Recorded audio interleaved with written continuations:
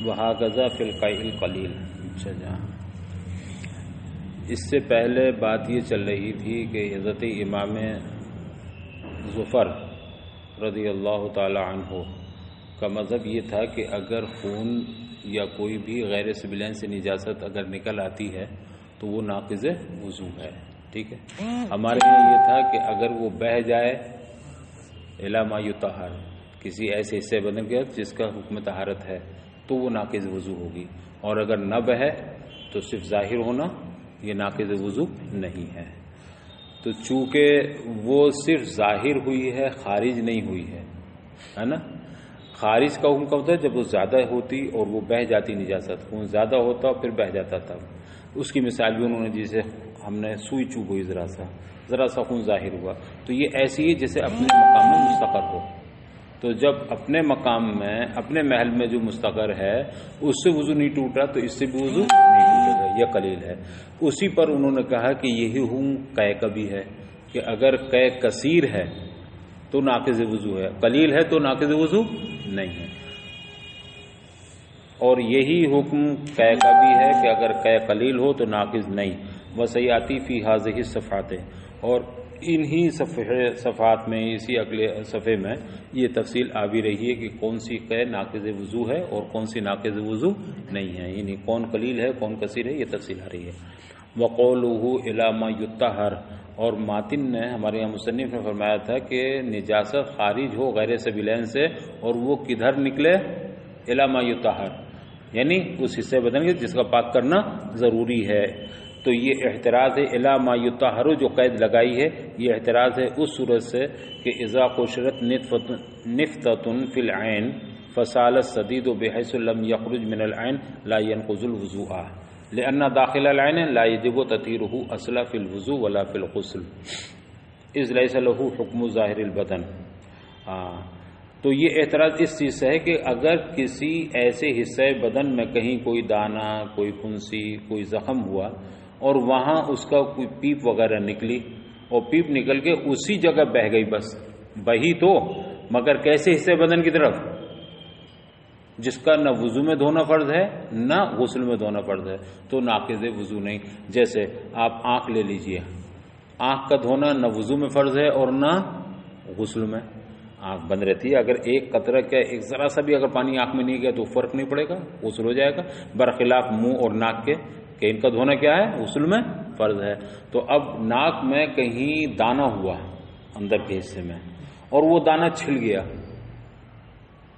اس کو چھیل دیا کسی طرح سے بھی، اور اس میں جو کچھ پانی تھا، پیپ یا مواد وغیرہ جو بھی تھا یا مطلب خون ہی صحیح، وہ نکل کے آنکھ ہی آنکھ میں رہ گیا، تو آنکھ ہی آنکھ میں جب رہا ہے تو یہ بتائیے سیلان الی ما یطہر ہوا کہ نہیں ہوا، یا خروج الی ما یطہر ہوا کہ نہیں ہوا۔ ما یطہر تو وہ سارا ظاہری بدن ہے، سر سے لے کے ناخن تک جو نظر آ رہا ہے ہمیں، یا کھولنے پر نظر آتا ہے، جیسے منہ بند ہے تو نظر نہیں آ رہا لیکن کھول دیا تو نظر آتا ہے۔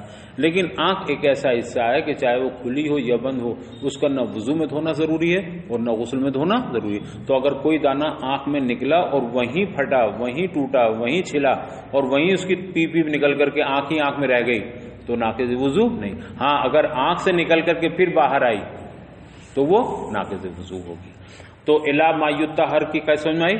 الی ما یطہر کی قید اس لیے لگائی تاکہ وہ صورت نکل جائے کہ آنکھ میں دانہ تھا اور وہ ٹوٹا اور پھر پیپ بہی اور وہیں کی وہیں رہ گئی تو ناقض وضو نہیں۔ یہ احتراز ہے اس صورت سے اذا قشرت نفتۃ فی العین، جب آنکھ میں کوئی دانہ ہو، کوئی زخم ہو، ٹھیک ہے، اور پھر اس کو چھیل دیا جائے، قشرت اسے چھیل دیا جائے، فسال الصدید، پھر وہاں کچھ پیپ بہہ جائے اس دانے سے نکل کر کے، مگر کیسے بہے؟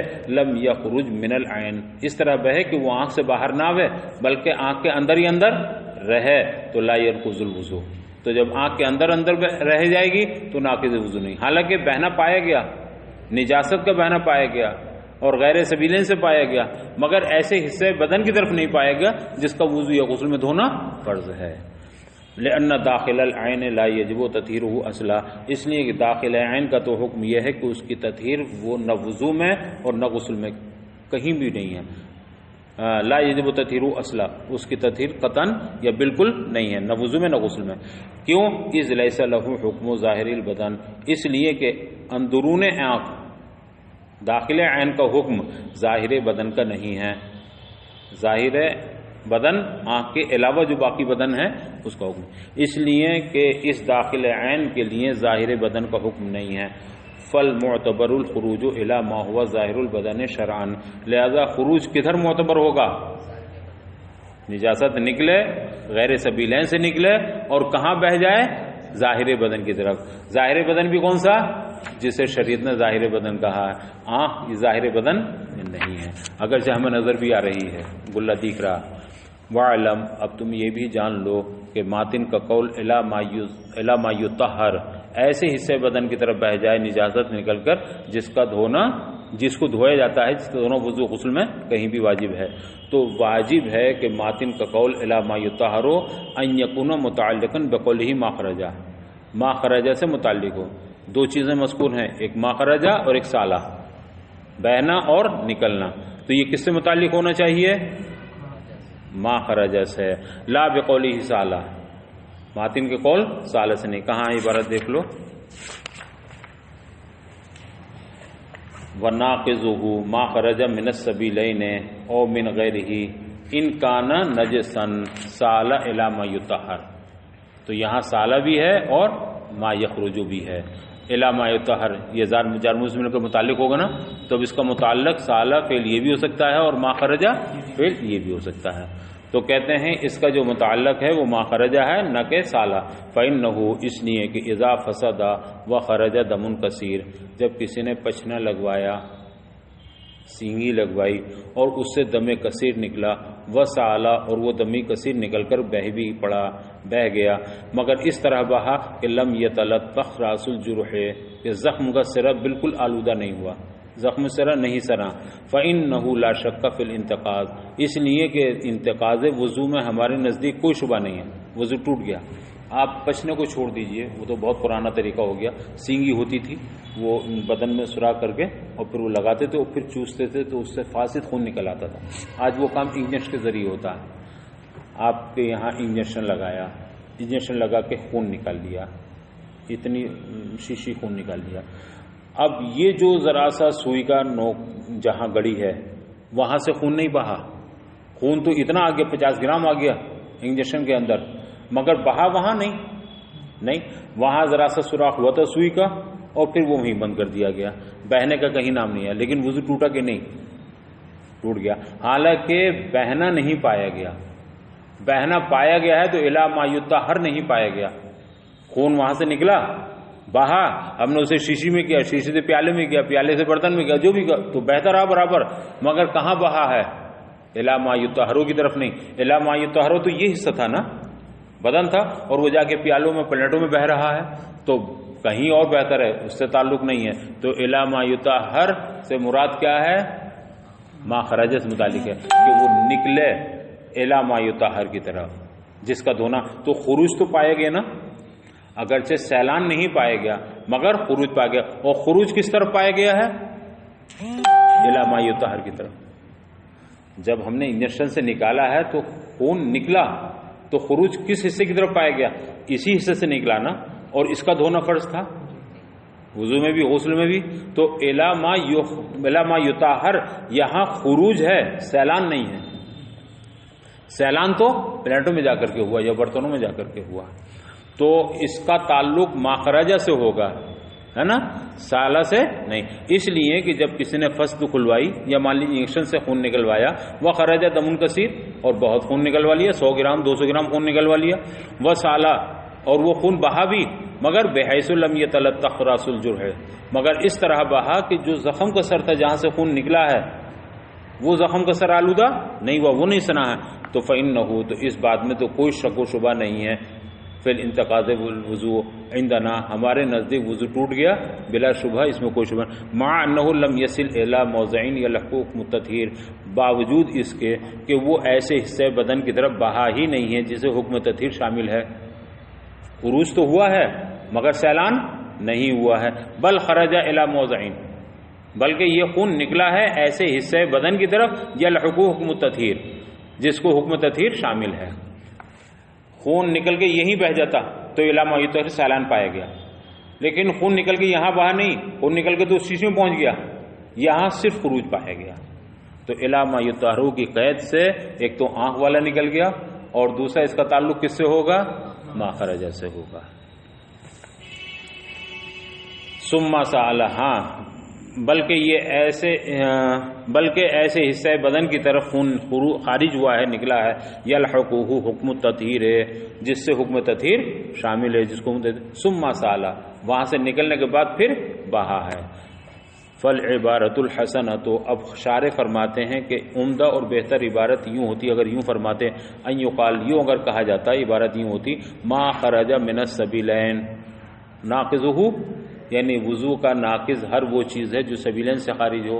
اس میں تو نجاست ہونا ضروری نہیں نا، نجیس ہو یا غیر نجیس ہو، ناقض وضو. تو جو چیز بھی سبیلین سے خارج ہو وہ ناقض وضو، او من غیرہ، یا ناقض مطلب ناقض وہ چیز ہے جو غیر سبیلین سے خارج ہوئی ہے، او من غیرہ، غیر سبیلین سے خارج ہو، الی ما یطہر، مگر خارج ہو کس کی طرف ہو؟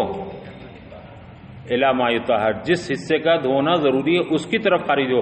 تو خرج لائے نا، او من غیرہ ما خرج ہے نا، یا غیر سبیلین سے خارج ہو ایسے حصے بدن کی طرف جو جس کا دھلنا واجب، ان کانا نجسن، ہے نا، کب؟ جبکہ وہ نجس ہو، ناپاک ہو، سالا، اور پھر وہ بہہ جائے. تو بہے کہیں بھی جا کر کے، خروج ایسے حصے سے ہو جس کا دھونا ضروری ہے. والقیء عطف علی قولہ ما خرج، اور نواقض وضو میں سے ایک قے بھی ہے. ابھی انہوں نے کہا کہ اسی صفحے کے بعد اس کا ذکر آ رہا، تو قے کا ذکر آ گیا. اور قے یہ عطف ہے ماتن کے ما قبل ما خرجہ پر، یعنی ناقض وضو ہر وہ چیز ہے جو سبیلین سے خارج ہو الی آخری. وہ ناقض وضو قے ہے، تو قے کا عطف کس پر ہوا؟ ما خرجہ سبیلین پر. ما خرج فاراد ان یفصل انواعہ، اب مصنف اس انواع قے کو تفصیل کے ساتھ بیان کرنا چاہتے ہیں. اس قے کی اقسام کو، قے الگ الگ قسم کی ہوتی ہے. مثلا کوئی قے خون کی ہوتی ہے، کوئی قے پت کی ہوتی ہے، کوئی کھانے کی ہوتی ہے، کوئی بلغم کی قے ہوتی ہے، کوئی گوشت کے لوتھڑوں کی قے کر دیتا ہے، کوئی خون کی قے کر دیتا ہے، اس طرح. پھر کوئی قے منہ بھر کر ہوتی ہے، کوئی قے منہ بھر کر نہیں ہوتی. تو قے کی کتنی قسمیں ہیں؟ متعدد قسمیں، الگ الگ قسمیں ہیں. تو اب مصنف چاہتے ہیں کہ قے کی جو اقسام ہیں، تفصیلی احکام، ان کو تفصیل کے ساتھ ذکر کر دیں. لأن الحکم مختلف فیہا، اس لیے کہ انواع قے میں احکام مختلف ہیں. اگر قے منہ بھر کر نہیں ہے تو اس کا حکم الگ ہے، قے منہ بھر کر ہے تو اس کا حکم الگ ہے، قے اگر کھانے کی ہے تو اس کا حکم الگ ہے، قے بلغم کی ہے تو اس کا حکم الگ ہے. چلیے صاحب، لأن الحکم مختلف فیہا، اس لیے قے کے تعلق سے، قے کے بارے میں حکم مختلف ہیں. فقال، تو اب مصنف نے تفصیل بیان کرتے ہوئے فرمایا دمن رقیقن، اگر قے پتلے خون کی ہو، دم رقیق کی ہو، ان ساول بزاقہ، یہ قے اگر اتنی ہے جو تھوک کے مساوی ہے، حتی اذا کان البزاق اکثر، تو اگر وہ خون کے مساوی ہے تو یہ بھی ناقض وضو ہوگی. قے کا ایک مفہوم ہم یہ سمجھتے ہیں جیسے منہ بھر کر آ جائے، اسے کہتے ہیں قے. لیکن اگر تھوڑی سی چیز باہر بھی آ گئی تو وہ بھی تو باہر آنا ہوا نا، اسے بھی قے کہیں گے. اب کسی کے منہ سے خون آیا، چاہے وہ ڈاڑوں میں سے نکلا ہو، چاہے اسے حلق سے نکلا ہو، چاہے پیٹ سے آیا ہو، اب منہ میں خون اتنا آیا ہے کہ اس کے منہ میں تھوک بھی تھا. اب خون اور تھوک یہ دونوں جب ملے ہیں تو اس میں یا تو خون غالب ہوگا یا مغلوب ہوگا یا مساوی ہوگا. تین ہی صورتیں ہوں گی. جب آپ نے تھوکا تو خون بھی آیا ساتھ میں، تو اب خون ساتھ میں آنے کی صورت یا تو خون اور تھوک دونوں برابر، یا تھوک زیادہ خون کم، یا خون زیادہ تھوک کم. اگر خون اور تھوک دونوں برابر ہوں تو ناقض وضو. تو وضو تھوک کی وجہ سے ٹوٹا یا خون کی وجہ سے؟ خون کی وجہ سے. تو اگر خون تھوک کے مساوی ہے تو بھی ناقض وضو. یہی سمجھ میں آ گیا اگر خون تھوک سے زیادہ ہو تو بدرجہ اولا. جب اتنا ہی وضو کو توڑ دے رہا ہے تو اگر غالب ہو جائے گا تو، اور ہاں اگر خون مغلوب ہے اور تھوک غالب ہے تو ناقض وضو نہیں. تو انہوں نے ایک تو مساوی والی صورت بتا دی اور ایک وہ بتا دی جس میں تھوک غالب ہو. اور وہ سی نہ بتائی جس میں خون غالب ہو. وہ کیوں نہیں بتائی؟ کہ وہ تو مساوی والی صورت سے بدرجہ اولا سمجھ میں آ گئی بات کہ اگر خون زیادہ ہو جائے گا تھوک پر تو بدرجہ اولا ٹوٹ جائے گا. ہاں دمن رقیقن ان ساول بزاق، اگر تھوک وہ خون کی قے ہے اور وہ مساوی ہے، برابر ہے خون کے، وہ تھوک کے برابر ہے. حتی اذا کان البزاق، ہاں اگر بزاق اکثر ہے خون سے تو لا ينقض، تو وضو ناقص نہ ہوگا، وضو نہ ٹوٹے گا. ولما ذکر حکم المساوات، اور جب حکم مساوات ذکر کر دیا گیا تو علما حکم الغلبۃ بالطریق الاولی، تو پھر غلبے کا حکم بطریق اولا ثابت ہو جائے گا، معلوم ہو جائے گا. کس کے غلبے کا؟ خون کے غلبے کا. فقالوا، اب فقہا فرماتے ہیں اذا اصفر البزاق من الدم، اگر تھوک پیلا ہو گیا خون کے اثر سے تو فلا یجب الوضو، تو وضو واجب نہ ہوگا. وَإِنِ احْمَرَّ یجب، اور اگر تھوک سرخ ہو گیا تو وضو کرنا واجب ہوگا، یعنی وضو ٹوٹ جائے گا. دیکھیے کبھی ایسا ہوتا ہے معمولی سا داڑھ میں سے دانت میں سے خون نکل آیا، اب تھوکا تو تھوک پیلا پیلا. اس پیلے پیلے کا مطلب یہ ہے کہ خون زیادہ نہیں تھا، بس تھوڑا تھا ہی تھا جس نے اس کا رنگ بدل دیا، بس ذرا سا، غلبہ نہیں. لیکن اگر تھوک سرخ ہو گیا تو پتہ چلا کہ نہیں خون اچھا خاصا تھا، تو اب یا تو مساوی ہوگا یا غالب ہوگا. اگر مساوی ہوگا تو بھی گیا اور غالب ہوگا تب بھی گیا. تو اس غلبے کا پتہ کیسے چلے گا ہمیں؟ جب خون سرخ ہو جائے گا، وہ تھوک سرخ ہو جائے گا. پیلا رہے گا تو نہیں. کچھ چیزیں وہ ہوتی ہیں کہ آپ ان میں پانی میں ڈال دیں تو وہ اتنی سخت ہوتی ہیں، اتنی گاڑی ہوتی ہیں یا اتنی تیز ہوتی ہیں کہ ان کے ذرا سے ہی رنگ بدل جاتا ہے. مثلا آپ 1 کپ پانی لے لیجئے، 1 کپ پانی میں 2-3 قطرے اگر آپ 1-2 قطرہ ڈال دیں گے خون کا تو اس کا پتہ نہیں چلے گا، لیکن ذرا سا ڈال دیں گے تو سرخ ہو جائے گا. اگر خون ذرا سا مطلب 1 کپ پانی ہے وہ اس میں آدھا چمچہ وہ خون ڈال دیں آپ تو پورا کپ کیسا ہو جائے گا؟ سرخ ہو جائے گا، اتنا پڑ جائے گا. لیکن 1 آدھ قطرہ اگر پڑ گیا تو سرخ نہیں ہوگا، تھوڑا سا کلر بدل جائے گا. تو اب دیکھا تھوک ہمارا پیلا ہے تو اس کا مطلب یہ کہ خون ہے تو مگر معمولی سا ہے، تو اب نقض وضو کا حکم نہیں ہوگا، انتقاض عدم انتقاض کا حکم ہوگا. اور اگر تھوک سرخ ہو گیا تو اس کا مطلب یہ کہ خون زیادہ تھا، وہ ناقض وضو ہوگا. ثم عطف علی قوله دمن، پھر مصنف نے دمن اپنے قول دمن پر عطف کرتے ہوئے یہ فرمایا، اپنے اس قول کا عطف کیا اپنے دمن والے قول پر. کیا؟ او مرتن، کیا تھا؟ دمن رقیقن ہے نا، اسی پر عطف ہے. مرتن او طعامن، یعنی والقے او مرتن او طعامن، اور قے اگر پت کی ہو یا کھانے کی ہو، او ماءن یا پانی کی ہو. قے الگ الگ ہوتی ہے نا، کبھی صرف کھانا، ابھی کھانا آپ نے کھایا تھا فوری قے ہو، کسی وجہ سے بھی پورا کھانا باہر آ گیا.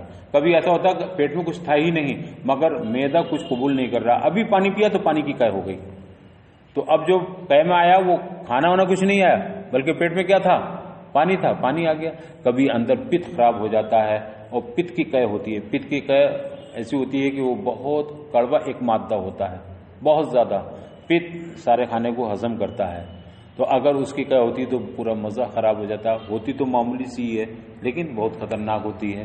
تو اب کھانے کی قے ہو یا پت کی قے ہو یا پانی کی قے ہو، یہ تینوں قے ہو گئی.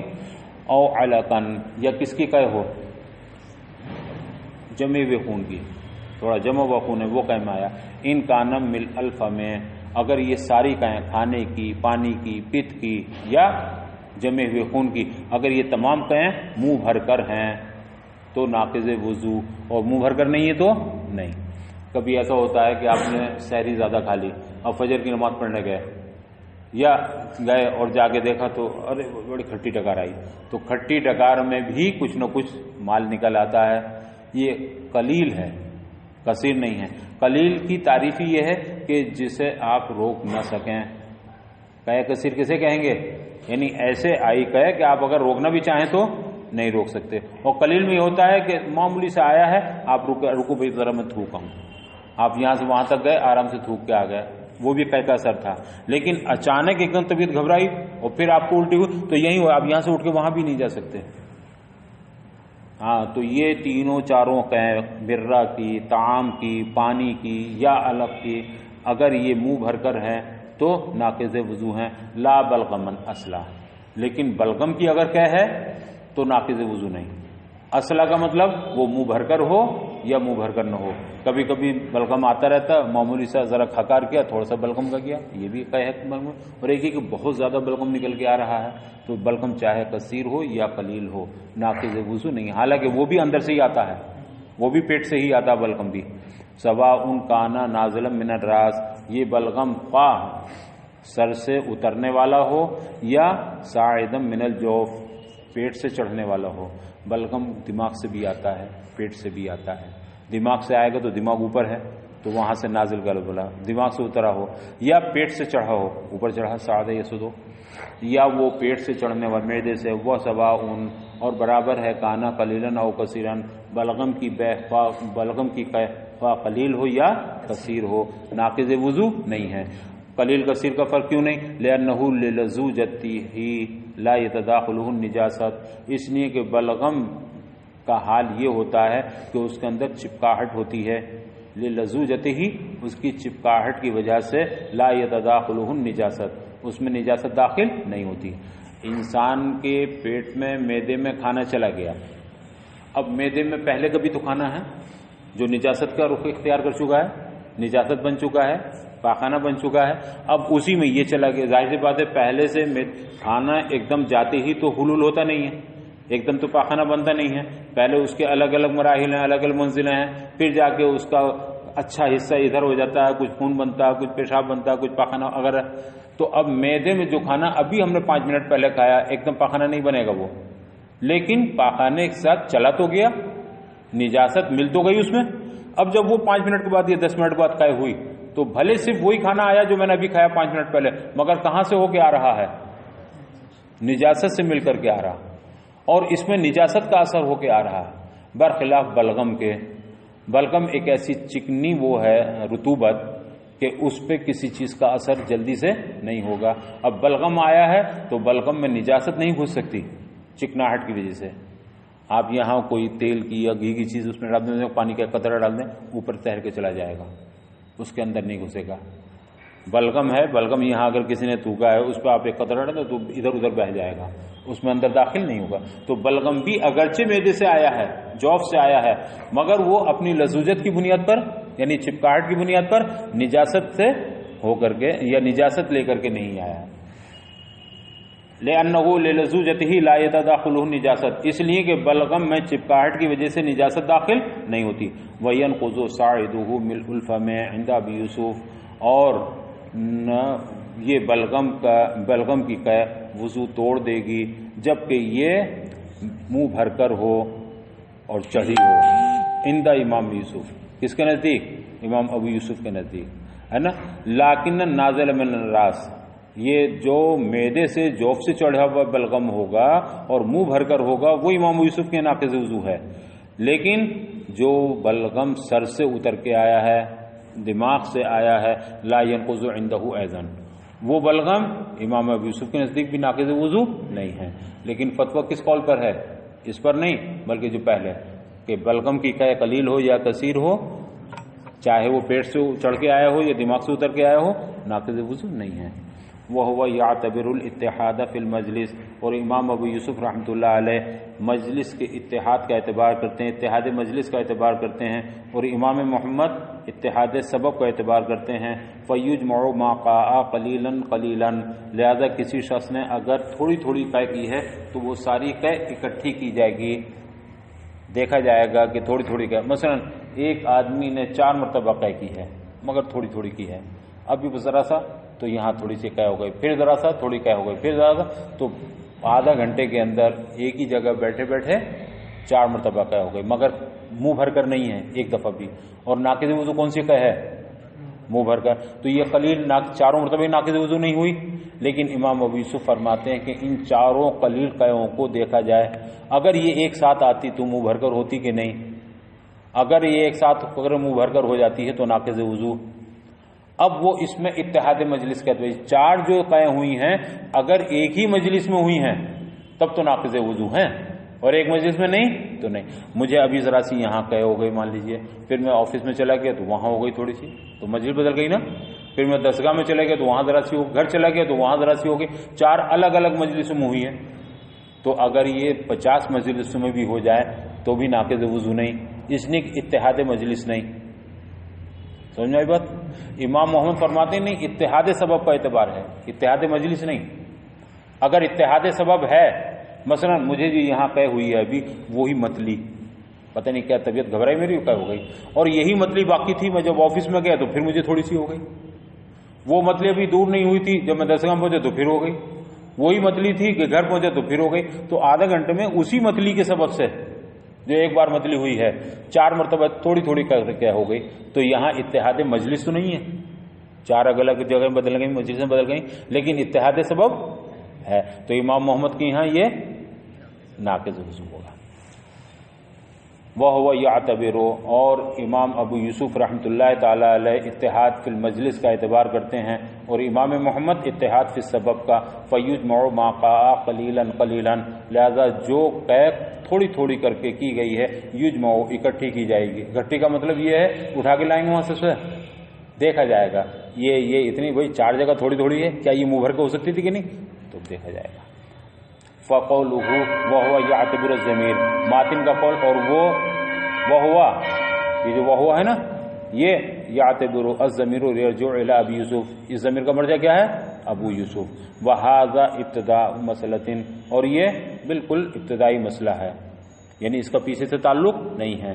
کیا ہے وہ صورتها، اس مسئلے کی صورت یہ ہے کہ اذا قاء قلیلا قلیلا بحیث لو جمع یبلغ من الفم، اس کی صورت یہ ہے کہ جب کسی شخص نے تھوڑی تھوڑی قے کی، اور اس طرح قے کی کہ اگر ان کو اکٹھا کیا جاتا، جمع کیا جائے ان ساری قیوں کو، تو یبلغ من الفم، تو کتنی بن جائے گی؟ وہ منہ بھر کر بن جائے گی. تو فابو یوسف یعتبر اتحاد المجلس، تو امام یوسف کس کا اعتبار کرتے ہیں؟ اتحاد مجلس کا. یعنی اذا کان فی مجلس واحد، جب یہ چند قیں ایک ہی مجلس میں ہو تو یجمع ہو، تو جمع کی جائیں گے. فیکون ناقضا، اب اگر منہ بھر کر ہو جاتی ہے یہ تو ناقض وضو. اور امام محمد اعتبار کرتے ہیں اتفاق سبب کا، اتحاد سبب، وہ اول غسیان، اور وہ اتحاد سبب مثلا متلی ہی لے لیجئے، متلی ہے. فإن کان بغسیان واحد، اگر یہ اگر یہ ایک ہی اس سے ہے، ایک ہی متلی سے ہے، ایک ہی سبب سے ہے، تو یجمع، تو جمع کی جائے گی. وَيَكُونُ نَاقِضًا، اب اگر یہ منہ بھر کر ہو جاتی ہے تو ناقض وضو ہے. فَحَصَلَ 4 صورتیں، اب یہاں کتنی صورتیں پا لی جائیں گی؟ 4 صورتیں. اتحاد مجلس اور اتحاد غسیان، مجلس بھی ایک اور سبب بھی ایک. میں نے یہیں بیٹھے بیٹھے اسی مجلس میں اسی ایک سبب سے اسی مجلس سے 4 مرتبہ قے کر دیے ہیں، تو مجلس بھی متحد اور سبب بھی متحد. ٹھیک. فَيُجْمَعُ اتفاقاً، تو بالاتفاق جمع کی جائے گی، امام یوسف کے یہاں بھی اور امام محمد کے یہاں بھی. وہ اختلافہما، اور اگر دونوں کا اختلاف ہے، میں نے یہاں قے کی ہے اس کا سبب کچھ اور تھا، آفس میں جا کے کی اس کا سبب کچھ اور، درسگاہ میں کی اس کا سبب کچھ اور، گھر جا کے کی، تو نہ تو مجلس متحد اور نہ سبب متحد، تو فلا یجمع، تو یہ جمع نہیں کی جائے گی بالاتفاق، امام یوسف کے یہاں بھی امام محمد کے یہاں بھی. وہ اتحاد المجلس مع اختلاف الغسیان، اور اتحاد مجلس تو ہے مگر اختلاف غسیان ہے. میں نے یہاں بیٹھے بیٹھے کی ہے، مجلس پائی گئی، مگر سبب الگ الگ ہے.